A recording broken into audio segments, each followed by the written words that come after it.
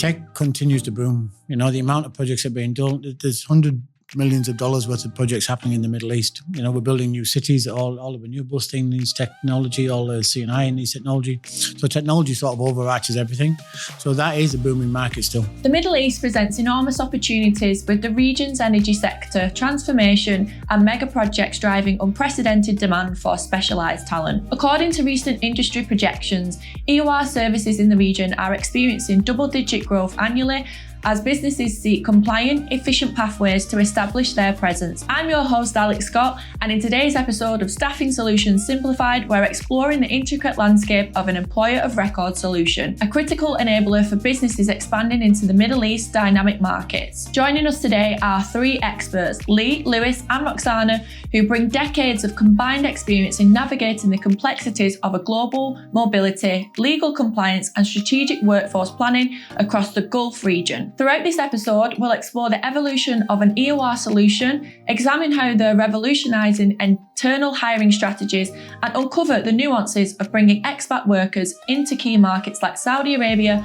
and the UAE. Our experts will share invaluable insights on employee engagement, market entry strategies, and sector-specific applications that can transform your approach to global expansion. Lee, do you want to introduce yourself? Yep, Lee Bailey, Regional Sales Director for NES Faircroft. Been in the Middle East for quite a number of years and been working these solutions for at least 5 to 6 years. Thanks, Lee. Hi, I'm Rox Miskelly.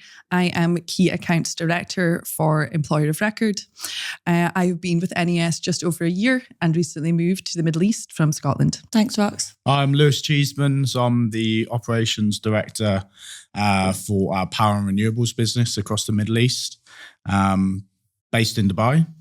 Been with NES for around 2.5 years now, but also new to the region, just like Rox has sort of mentioned there, first role in the Middle East. So yeah, good to be here today. Thanks, guys, and welcome, and thanks for joining us.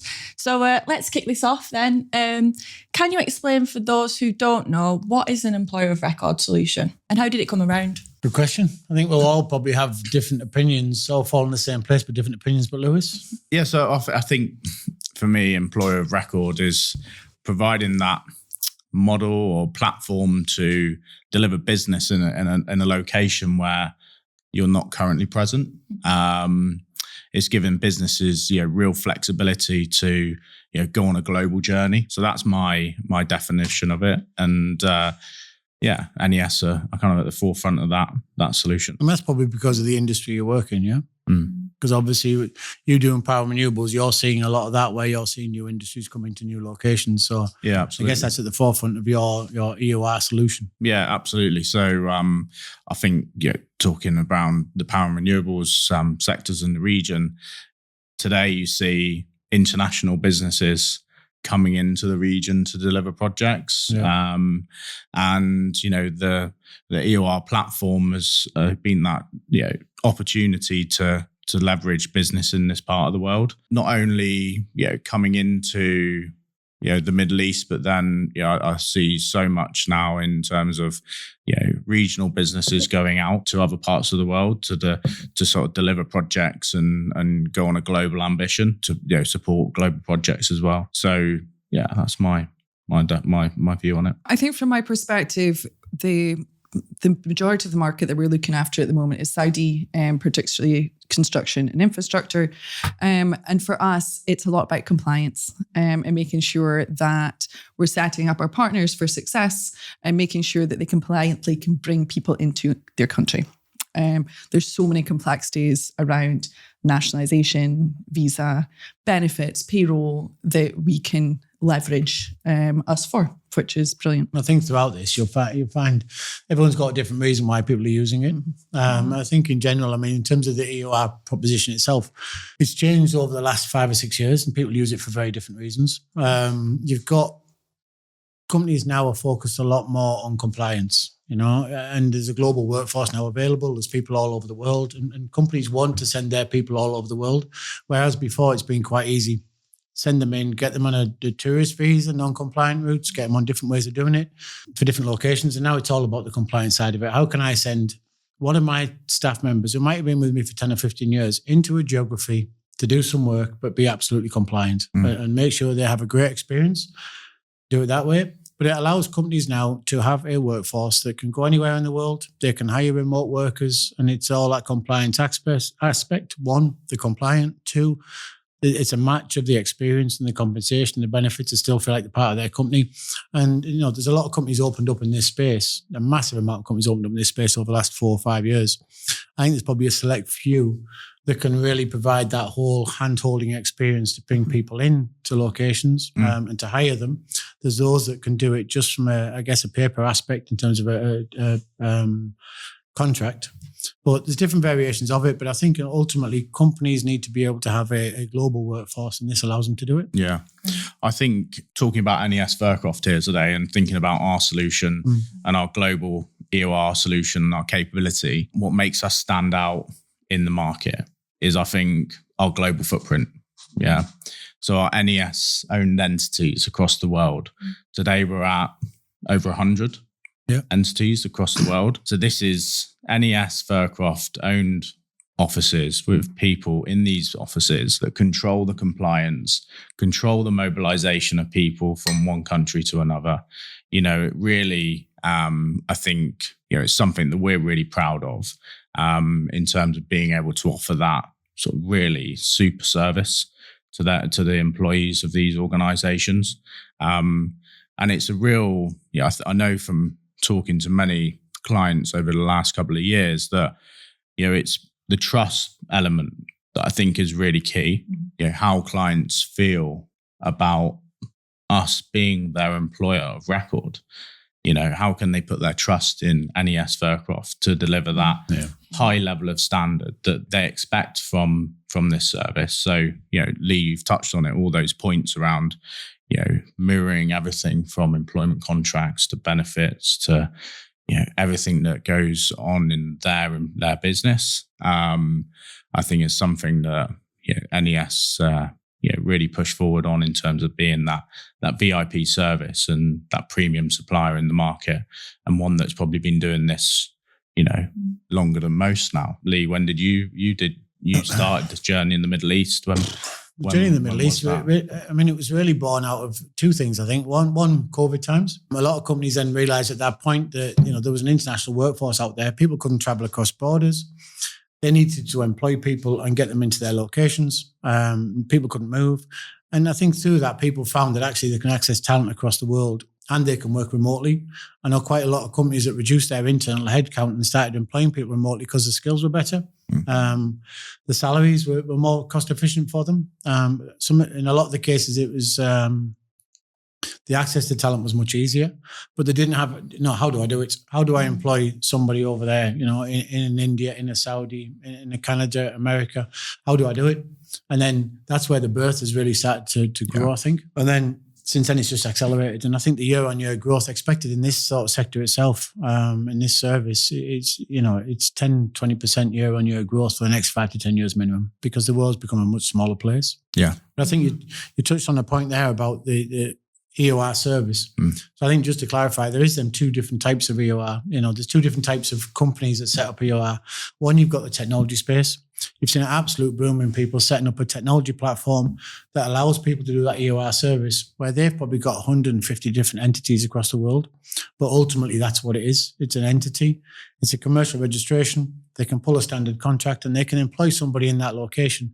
But that's where it starts and stops. The whole service levels behind it just aren't there. It's a technology-based platform, of which we've seen many of them. And there's quite a lot of huge ones that are out there.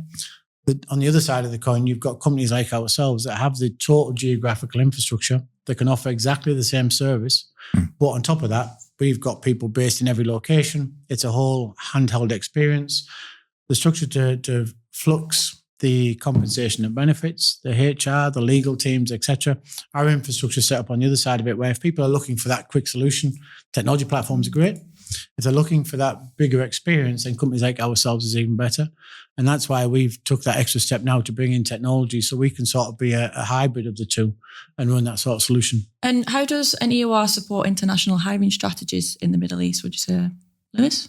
Kind of referencing, part of what I said earlier, but, I bring it back to a real life example maybe. And, we're seeing, as I mentioned, huge amount of business now in the Middle East being awarded to international developers, particularly in the renewable space.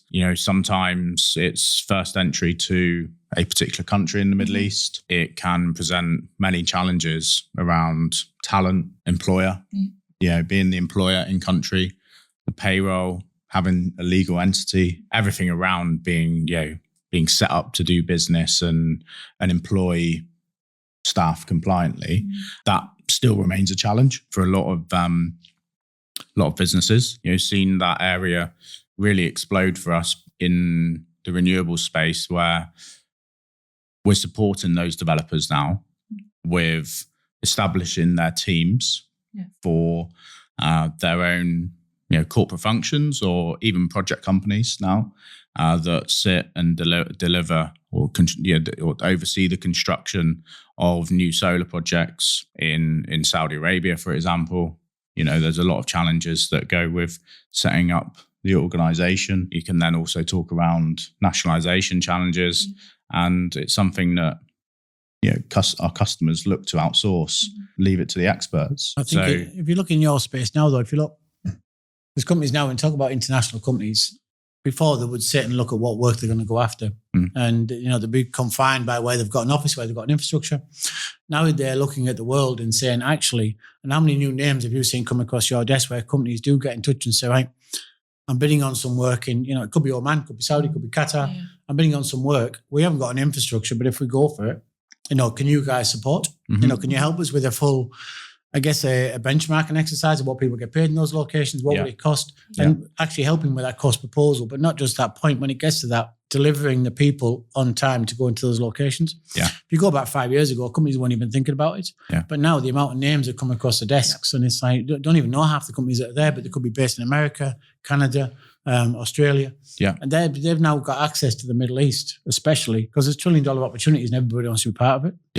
And what's the typical process when bringing an expat worker into the region, would you say, Rox? Typically for EOR, the client has already identified that person. Not always, but 9 times out of 10, that is the case. For our clients, we can find people for them. We are a staffing business, but we can't do that search. But 9 times out of 10, they have that person already identified, and could be part of their workforce already, or it could be a new hire, could be either. We would then basically pre-screen that candidate to make sure that there's not going to be any major issues come up, that they have the right to work, essentially, that there won't be any flags that stops the process. And then we become their legal employer. So for all intents and purposes, they are part of NES and our community in our world. So we do their contract, we do their whole onboarding process, any visa requirements, and we do this very much hand in hand. So managing expectations of both our client and building that trust, as you said, Lewis, and treating that individual as one of our own. And we then get them into country. From there, it's making sure they're paid on time, managing their payroll, ensuring they've got the benefits that they need, which will mirror that employer. Anything from payday, they'll be paid the same day as they were before if they were part of that company, or the rest of their colleagues. Healthcare, medical insurance, all these kind of things. And then from there, it's the ongoing support from a compliance perspective, and it's really that HR part. What we get a lot of feedback from our clients is the level of touch. So we have employee engagement teams that we have dedicated to each of our clients that just call up all of our contractors, all of these people across the EOR business, generally once a month, just to check on them, just to see if they've got any issues. And you don't get that in many companies. And we offer that. And part of that is recently we've had a lot of great feedback about increased retention rates. So our turnover for the staff that we look after is actually less than what they see internally. And it's because of that touch. And then look at the client again, before you start the onboarding process, I guess what we've found in this is there's so many different stakeholders. that all have a different interest in that person mobilising. So what would you say that the interests of the people are, that, you know, the different stakeholders that are involved in moving that person across, and what their personal objectives are? Again, depends very much on the client, the company, who this person is. That company may have a mobilisation team that we're working very closely with, that they would be doing this for their staff in general. So they want to see how we're doing it. And usually we'll be able to do it more efficiently, more cost effectively, faster, basically. But then it could be a head of HR. They want to the oversight. They want to know that their employees being looked after as good as they would, if not better. It could be from an operations perspective. There's a reason why these people are needed in that country. So the job is required now. So they have a vested interest in making sure that person is well looked after, knows what's expected of them, knows what's next, but get them into country as quickly as possible. And the sooner we can do that for them, the sooner they're making money off them. And that's absolutely critical, isn't it? Across all the industries that we've got right now, I mean, 9 times out of 10, when a project's closed here and it's awarded to a company, they've got 60 to 90 days within the contract to mobilise people.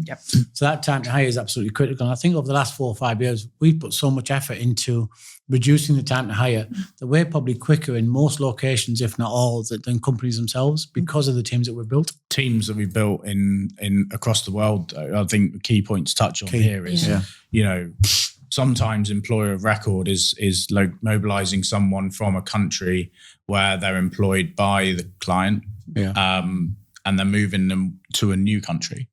So the amount of people that are involved from NES in that process, that involves the home country in terms of, you know, supporting that employee on their journey from leaving home country, you know, sometimes the out of country process, then also in country, arriving, meeting the in country teams, you know, all of the team members that Rox has to make sure that this mobilization journey or your employee experience is the best. And the amount of people involved is phenomenal. And that goes, I mean, that's not out there, is it? I mean, that's not, people don't take that into consideration until you physically tell them. The fact of, if the man or woman needs picking up from the airport, you know, NES can turn up and pick them up from the airport. If they need to get a bank account, NES can get them to the bank and open a bank account, schooling, etc. You know, that infrastructure is what differentiates, I guess, the technology platform-based EOR companies versus a company like ourselves. Absolutely. And then from a client perspective, after that, they've got full visibility of where their whole global workforce is through our technology, as Lee mentioned. So not only if they had that kind of hand-holding service the whole way through, the end client then gets to be able to see where their people are, what assignment they're on, when that ends, when their visa needs renewed, if they have exited the country and they're coming back on a rotation, when those dates are, everything. So it's fully visible to them from a compliance perspective, but also just makes it really easy for them to know where everybody is and what they're doing. That's because every client asks for visibility of workforce. And it's very difficult because we all have great internal systems, but actually giving them exposure to see their workforce, we don't really have it. This gives them full visibility of all their workforce wherever they are. And it is probably the most exciting thing we're going to drop into EOR over the next, it'll be in the next quarter. Absolutely. Yeah, really exciting stuff. What's it called? Move Tech. So that leans quite nicely into my next question. So why would you say it's important to those clients that the solution itself? Quality of hire, cost of hire. You know, cost comes into this because, like we said earlier, there's different stakeholders. You know, you've got procurement department, you've got HR department, you've got operations departments. So one is the cost of hire, trying to make it as cost efficient as possible.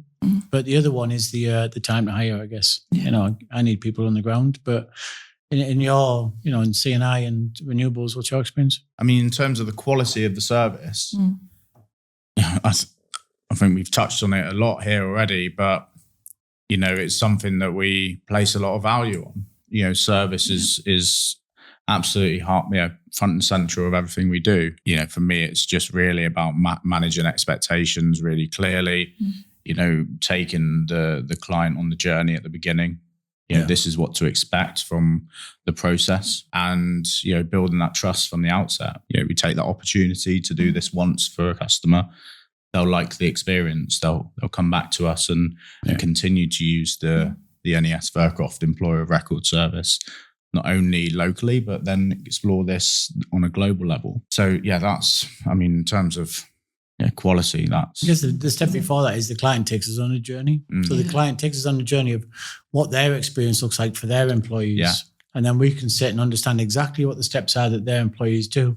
And then I guess it's over to us to start to mirror that and set expectations. Yeah, absolutely. And I think another reason it's important to companies is what EOR can be for them is a strategic lever to absolutely.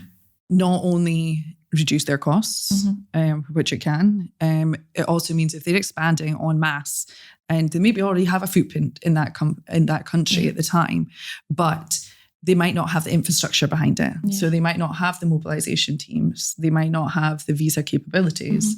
They might not have the HR support and all of that infrastructure that comes with looking after a huge team of people. So it makes it really easy to utilize us for that strategic flexibility. Talking about strategic flexibility, I mean, I can recall a conversation probably 3 months ago where a client called me and said, we need to use the employer of record service at NES here in the UAE. Always love to understand why. Why can NES support you today, and why have you decided to reach out to NES? And the reason for getting in touch was Emiratization. Feeling the pressure of Emiratization.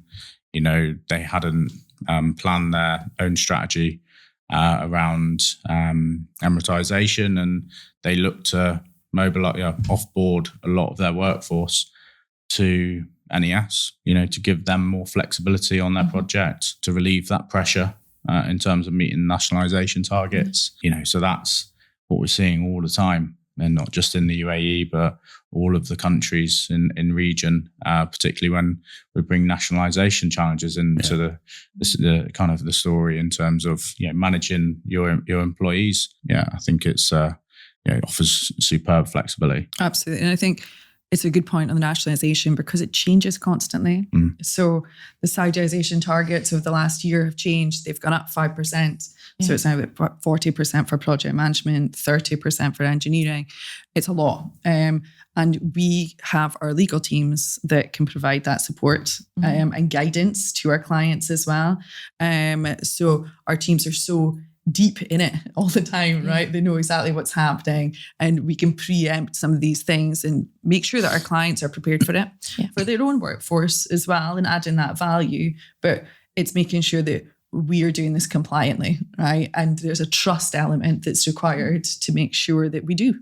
So, but it's constantly evolving. I know we touched on tech previously, but is there any other emerging sectors that we're seeing that are using this solution to our clients? Great question.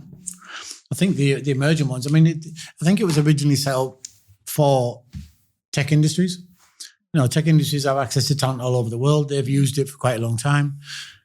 Tech continues to boom. The amount of projects that are being done, there's $100 million worth of projects happening in the Middle East. We're building new cities. All the renewables thing needs technology. All the C&I needs technology. So technology sort of overarches everything. So that is a booming market still. We've seen the emergence of power and renewables. That's come through. C&I is coming through quite strong. Oil and gas still use it for some of the big ones. They're still going into new territories where they don't naturally have a setup, or they might just want extra workforce and nationalisation offset. Chemicals is probably the next one. The region's about to, there's a lot of big chemical projects about to come off.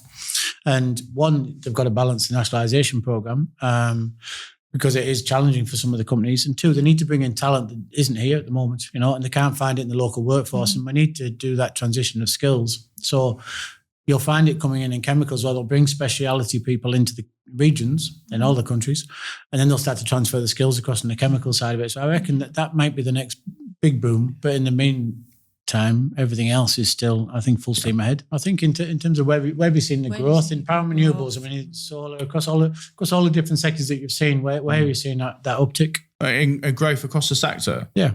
We operate across hydrogen, solar, onshore wind, and battery storage. Yeah. Okay.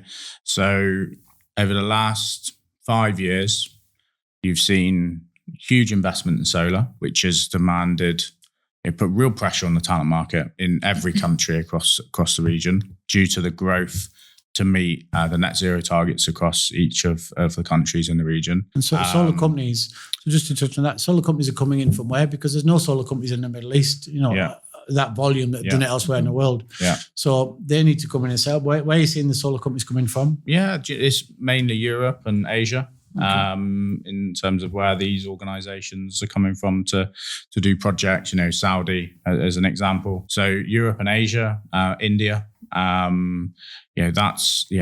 there is a good talent pool in the region. Yeah. There has been some, mega solar projects that have been delivered in the last 10 years. But you're seeing, to meet the demands, we're having to, bring talent in from outside of the region. Now, I'm now seeing a change that we're seeing onshore wind projects now be awarded and gather pace. Yeah. So that's due to change. And I think there'll be further investment in onshore wind. In any country in particular? Yeah, well, the most recent new projects are in Oman. Now with some of our clients, and there's obviously a major project supporting NEOM for the green hydrogen project. That's been in process for a while now, but we'll see more in Saudi soon. Green hydrogen being kind of one of our biggest areas of business, supporting the major project in Saudi Arabia. And now, we're going to see further developments in Oman very soon. One other industry which I think is like perfectly aligned to employer of record is offshore wind. So what we're seeing now is huge offshore wind projects in Europe. Parts of the project are coming into the UAE, particularly into dry docks, some of the yards in the region, where parts of that project are being fabricated. Yeah, so it's supporting that kind of full offshore renewables value chain. And these are European organizations coming in to deliver key projects in the UAE. They're bringing staff from their entities out in Europe into Dubai, and we're there supporting their employer of record today. Supporting that global renewables journey. And there's some super exciting projects that are happening today here in Dubai for offshore wind. So I think in terms of the change in the market, historically we've always seen huge amount of solar. We're now seeing onshore wind. We're going to see more green hydrogen, and we're going to see a load of offshore wind fabrication activity. Does that mean when we go to the beach, we'll see all the big white? Yeah, exactly. Yeah, that's it. Yeah, so wow. You'll see more large turbines, structures and steel boxes. Nice. So nice. That's really interesting as well. So, and following on from that, any future insights? How do we see it impacting businesses moving forward? Any future predictions that we've got? We had a magic wand. Future predictions. There was a survey that was done recently that said that 97% of UAE companies were looking to expand across the region. So they may just be in, Dubai at the moment, to your point, but want to expand across the region. And 41% of those plan to use an EOR solution. Great. So Really I find that really interesting because it means that people know what it is. So I know that as you say, it's been on the go a while. It started with IT, but I think a lot of people still don't fully understand what the employer of record is and how they can utilize this strategically. So I did find that really interesting. But with the different sectors that there is, the ones that Lee's already mentioned, the ones that are growing, the ones that we're already part of, they're all expanding. And there's so much happening in the Middle East. It does make sense that companies are seeing this as a tool for their expansion. Yeah. It's interesting. I think we sit here and we talk about all of these companies coming in. So the international oil companies, they're all coming in. A lot of the EPCs. There's major international companies coming in the Middle East because of the amount of money that's been spent. And we're dealing with that. What we're seeing now is an absolute emergence of local companies in the Middle East now recognizing that actually they can go out to the world. And where before, again, it's been sort of a non-compliant solution. We can send them, into UK as a tourist and things like that. We're now seeing these companies take it very seriously. Actually, they've got an opportunity here to become global businesses. So the amount of local companies we're talking to with global ambition is huge. We've signed one recently that's a global business. It's a very well-known company here. But right now we've got probably in about 15 different locations. They've got remote workers all over the world. Yeah. So I reckon that is we'll see an emergence of that over the next 5 years, guaranteed. Yeah, I mean, insight and changes, that will absolutely happen. Yeah. We've seen, a huge amount of businesses coming to this region to deliver work. I'm talking around renewables now, is that these renewables giants are going to go on a global mission to deliver projects in other parts of the world. Some of them now, so some of them have already expanded. So, some of the national, the ones that are backed by the national companies, they've already expanded into places like UK, US, and this is in baby steps. Yeah. But again, they need to grow their workforce, and they're looking for companies like ourselves to go on that journey with them, moving into new territories. And one of the great things is that we've done for a lot of the local companies here, we've gone to that, they've gone to that new territory. We've employed the people for them. And then when they've finished off their commercial registrations, when they've got their business up and going, we just transfer the headcount to them and we walk away and they're up and going. And I think that's probably how NES Furcroft started 55 years ago. Yeah, it's build and transfer. Yeah. You know that sometimes employer of record doesn't have to be a long-term solution. No. It can be a short term. Yeah. It can support your business in setting up your business activities and entity in a country. NES being that vehicle to help that happen. And, when you're ready, we transfer the workforce back to you. And that's the beauty of it. It's really flexible. And it offers that sort of short-term solution. Some great examples of it where companies, there could be a Saudi business wanting to come to the UAE business wanting to go to Saudi or Oman or Qatar. They could be going anywhere, but they don't physically have the entity or the entry into that country. Yeah. And you take that for granted that you think somebody in the UAE can just pop into Saudi, set up a business and away you go. But even some of the bigger major companies can't even do that. So they set up JVs, they've moved into new territory, they can't do it. And you've done it many times in the renewable sector in terms of, we'll go in, we'll sort your people out, and then you take them on yourself. Yeah, we did a really good. We did a full team for a Middle East-based customer recently. Went to Kazakhstan. Yeah, established their sort of team in Kazakhstan for them. They then established their business and entity, and the workforce passed across. We did a great job for the client, and I think we've just further improved our relationship and credibility with the customer. That we kind of shown that real flexibility to do what we say. Really, is that it's that flexible build and transfer that we do, and we'll see the relationship improve from here again, and we'll do more business with that customer. And whilst I remember, the key part within all of this is a lot of EOR companies understand how to pay compliantly.